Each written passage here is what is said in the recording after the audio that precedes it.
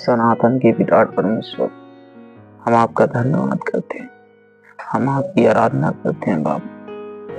आज अभी तक पिता परमेश्वर आपने हम सभी जनों को इस जीवित दुनिया में जीवित रखा बाप। हम आपका धन्यवाद करते हैं, हम आपकी स्तुति करते हैं बाप, हम आपकी आराधना करते हैं पिता। आपने इस दिन हम सबके लिए बहुत अच्छा बनाया बाप। हम आपका धन्यवाद करते हैं। धन्यवाद सहित छोटी सी दुआ यीशु नासरी के नाम से मांग लेते हैं, आमीन। मित्रों, आज हम आपको बताने वाले हैं कि बहुत से लोग आज इस दुनिया में डर के जी रहे हैं और सताव बहुत तेजी से मसीह भाई लोगों के पर बढ़ रहा है। मेरे मित्रों, मेरे प्रिय, इसलिए जब सताव बढ़ेगा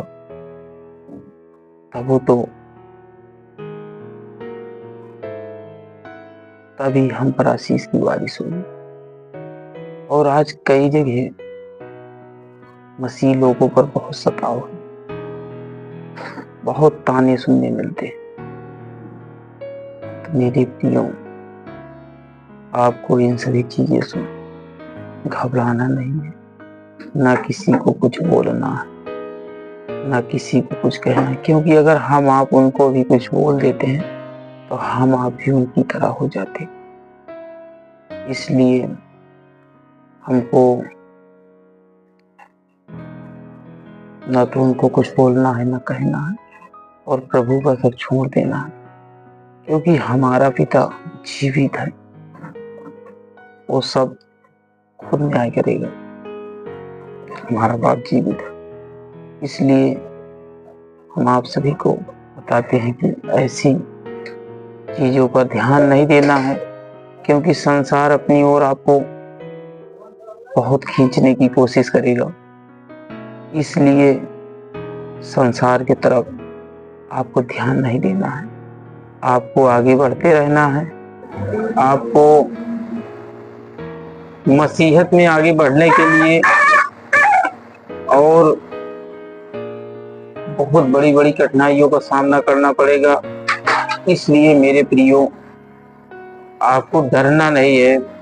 और आप जिस भी चीज से डरते हैं, चाहे वो बीमारी हो, चाहे गरीबी हो, चाहे जो कुछ भी हो, क्योंकि आज बहुत से नौजवान लोग डर के मारे आत्महत्या कर ले रहे हैं, डर जा रहे हैं। इसलिए प्रियो, आप सभी को डरना नहीं है और सामना करना है। जिस दिन आप सामना करना जान जाएंगे, उस दिन आप पर जो दुष्ट प्रबल होता है यह छोड़कर भाग जाएगा।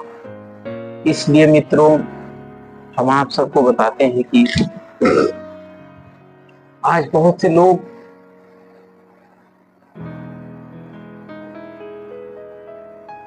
कैंसर से मर नहीं रहे हैं, लेकिन उनके दिमाग में फूट फूट के भर दिया जाता है कि आपको इतनी बड़ी बीमारी हो गई है, इसका इलाज संभव नहीं है। और उसके दिमाग में चारों तरफ से जो सही चीज की जानकारी उसके दिमाग में जानी चाहिए, वो जा नहीं पाती है। और वह सत्य को जान नहीं पाता है, वह असत्य में रहता है। जय यीशु, हालेलुया।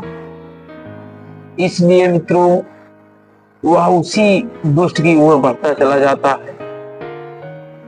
हम आपको बताते हैं कि प्रभु यीशु मसीह 2024 साल पहले जब इस धरती पर उनका आगमन हुआ और उनका जन्म चरनी में हुआ, और प्रभु यीशु मसीह 30 साल इस धरती पर रहकर बीमारों को, कोढ़ियों को और सभी को चंगा करता रहा। इसलिए प्रियो कि आपको किसी बात से डरने की जरूरत नहीं है, चाहे जो हो, क्योंकि हमारा प्रभु यीशु मसीह क्रूस पर हम सब के लिए बलिदान हो गया, हमारे लिए 29 कोड़ा खाया ताकि उसके कोड़े खाने से हम लोग चंगे हो जाएं, और वह हमारे लिए कंगाल हुआ ताकि हम लोग धनी हो जाएं। आज आपको गरीबी की दुष्ट आत्मा सताती है, बीमारी की दुष्ट आत्मा सताती है, तो हमारे प्रभु यीशु मसीह ने मत्ती 16:19 के अनुसार बोले हैं कि मैं तुझे स्वर्ग के राज्य की कुंजी देता हूं। कहां की कुंजी? स्वर्ग के राज्य की कुंजी देता हूं। जो कुछ तुम पृथ्वी पर बांधोगे वह स्वर्ग में बनेगा, और जो कुछ तुम पृथ्वी पर खोलोगे वह स्वर्ग में खुलेगा। इसलिए मेरे मित्रों, आपको डरने की जरूरत नहीं है, क्योंकि हमारा प्रभु आपको सब चीज को बांधने की कुंजी दे दिया है। इसलिए जो भी चीज आपको सताए आप उसको बांधना शुरू कर दीजिए, चाहे मत्ती 18:18 के अनुसार बांधिए, चाहे मत्ती 16:19 के अनुसार। इसलिए प्रियो, डरने की जरूरत नहीं है, क्योंकि धर्मी जनों पर बहुत सी विपत्ति आती है। इसलिए विपत्ति का डट के सामना करना है और पीछे नहीं हटना है, ना पीछे की तरफ जाना है। जिस दिन आप सामना करना जान जाएंगे और अपने मन को नियंत्रण कर लेंगे, उस दिन आप उस बीमारी पे, उस गरीबी पे, उस कंगाली पर विजय प्राप्त कर देंगे। इसलिए मित्रों, हम सबको जागरूक होना है। और आज बहुत से लोग बताते हैं कि गरीबी आपको ईश्वर की तरफ से मिली है या कहीं से मिली है। वो हमारा आपका बाप हमको आपको गरीब देखना नहीं चाहता। वो हमारे आपके लिए ही गरीब हुआ, कंगाल हुआ, ताकि हम आप अमीर हो जाएं। क्योंकि हम आप गरीब इसलिए हैं क्योंकि अमीरी से ज्यादा हमारे दिमाग में गरीबी गूंजता है। इसलिए हमको भ्रमित करके रखे हैं। कोई किसी का वो नहीं है गरीबी। मित्रों, इसलिए हम आपको जागरूक होना है। इस दुनिया, इस संसार में, इस संसारिक कार में हम आपको जागरूक होना है मित्रों। और जिस दिन हम आप जागरूक होना जान जाएंगे, उस दिन सारी दुष्ट आत्माएं छोड़कर बाहर निकलेंगी जो आधे लोक में रहती हैं। इसलिए हम आप सभी को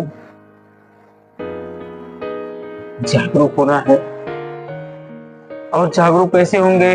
जब हम सत्य को जानेंगे। और सत्य हमको मिलेगा कहाँ से? जब हम आप वचन पढ़ना स्टार्ट कर देंगे और वचन को चिंतन और मनन करेंगे। क्योंकि हमारा युद्ध सांसारिक नहीं है, हमारा युद्ध आत्मिक है। हमको आत्मिक युद्ध करना है, क्योंकि जब हम आत्मिक युद्ध करेंगे तभी हम विजयी पाएंगे। और मित्रों, संसार तो बहुत कुछ बोलता है, पर संसार की तरफ हमें ध्यान नहीं देना है। और जिस दिन आप संसार की तरफ ध्यान करना छोड़ देंगे, आप आगे बढ़ने लगेंगे। आज संसार बहुत सताव कर रहा है और बहुत कुछ बोल रहा है और अपनी तरफ खींचने का प्रयास करना है। इसलिए मित्रों, हमें पीछे देखने की जरूरत नहीं है। और जो भी कुछ कहना है हमें आपको उस जीवित खुदा प्रभु यीशु मसीह से कहना है। चाहे जो जो कुछ बोले, वह आपके अंदर निवास करता है। हम आपके लिए कितना रोता है, हम आप जान नहीं पाते हैं। इसलिए हम आप सभी आपसे निवेदन करते हैं कि आप जागो,